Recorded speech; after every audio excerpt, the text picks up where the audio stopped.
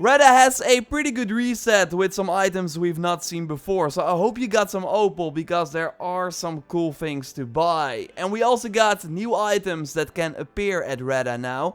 Plus, I want to give you a brief update on some other glows in the game and an update on yesterday's video. So a like on the video would of course really help me out. And let's go. Congrats to Arturo for winning Helix credit pack number 10. I have emailed you and also started a new one to give you a chance to get something without paying yourself. 2,300 credits, and you can enter via the link in the pinned comment. And these giveaways are for subscribers of the channel only. I will be announcing the winner next week. Reda seems to be improving, and that is really nice to say, and Ubisoft can use this after the recent more than deserved uproar about the fact that there are now more Helix items than armor sets you can actually get in the game. And the Opal system is of course there for us to also get these items by playing, and this week's reset is quite nice. So let's start with the daily item that actually leaves after 24 hours, and that's the heavy shield from the Draugr set. This will cost you 120 Opal, and I think it looks awesome. We got the glowing eyes, the bones over the sort of regular shields, and the skull of course. I think it looks great, but it's not that good. Like on paper it sounds great, 20 melee damage after a block for 5 seconds, but in theory the increase, just like the attack stat, is not noticeable at all. Like here I do some hits without the buff, 19, 21, and then I block the incoming strike to get the perk from the shield as indicated above my health, and then I still do 19 and 22 damage instead of 21 with the same slashes against the same enemy. So yeah, the shield is not good, but if you like the look and use heavy shields a lot, then it will be nice to get it maybe, because then later on when the visual customization system hits, you will be able to rock this look over other heavy shields in the game. And the same goes for the awesome Valkyrie cloak. Like you will obviously need at least 2 parts of this set or all 5 to benefit from the stats, but those stats are also not that great. 6 speed, some armor and attack. I like how it's based around the dive of the Valkyrie's ability though, like you need to do that ability and then you have this buff for 10 seconds. But yeah, it's not something to worry about when buying this cloak. Like you will be doing it for the look, and I think it looks awesome. The golden feathers, the sort of necklaces on the shoulders, the colors are unique. Totally one of my favorite cloaks in the game. It's 120 Opal in the weekly selection, so if you like it, I would just get it. Like it's going to be great to be in your visual selection when the time comes. And then hopefully the helm of this Valkyrie set will be sold then at Reda as well, because they got this cool mask that really fits well with the cloak. So I'll be keeping an eye out if Reda is going to sell that in the future, and of course let you know when he does. Right now this week for 50 Opal you can get the pretty cool frozen soldier statue for in your settlement, and I really dig this one because it's huge and it has this glowing axe. But it's up to you to decide if it's worth your Opal. I think it's overall better to save it for gear, mounts, weapons, and maybe a cool bird skin, because Reda is also selling the Night Heron skin for 150 Opal, so way too expensive, but it is a cute little bird for sure. And also good to note is that because we are seeing the Frozen Soldier statue, it means that Ubisoft has enabled the Niflheim items in Reda's shop.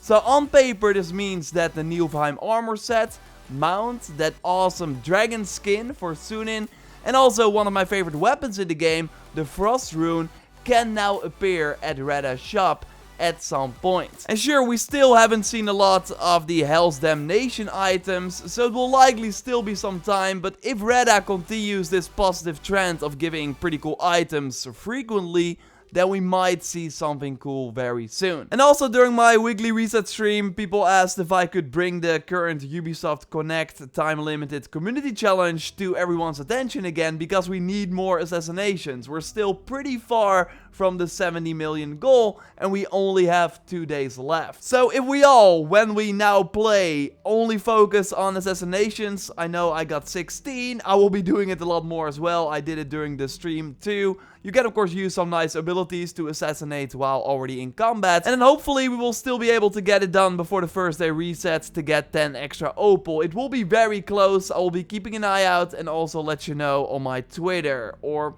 in a video if we were able to complete it by that point. And after yesterday's video where we talked about interesting glows that could now mean something because Ubisoft will fix the one we see in Ragnar's Pit, Linus Camper in the comments talked about a glow similar to Ragnar's Pit in Grimes' Grave in East Anglia, which is over here on the map. But this one has to do with the legend of the Beowulf Season Pass mission, and if you don't have it installed, so if you don't have the Season Pass, you will actually not see the door, as we see in the picture here from Lacones. He reached out with this glow, so if you have the mission installed, you will actually see the door, but you still cannot get the key until you actually start the mission. And yes, those glowing mission items in Grantebridge were indeed from the Soma arc, so thanks for everyone for confirming that. And Logan reached out with another glow, this one in Hamptonshire, with a curse symbol close by that it didn't do yet, so I had to complete that first.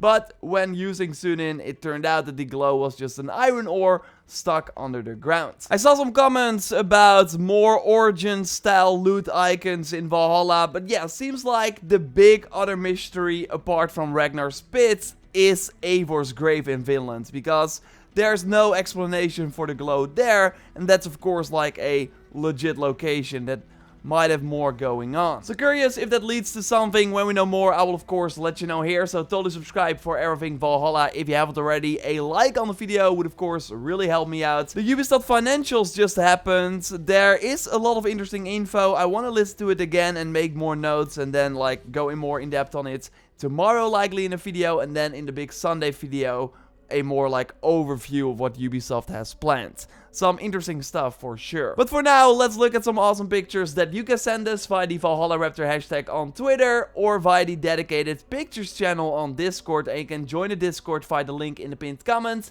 and accept the rules, and then you are able to post. Okay, Joyce, come in, photo mode expert here on the channel. You selected 3 shots from the community, so I'm curious, which one did you select this time? What's up, everyone? First up is Apex Rayer over on Discord, who's getting ready to fight wolves with, I believe, is a bearded axe. Confirm for me, yes? Yes, awesome. Yeah.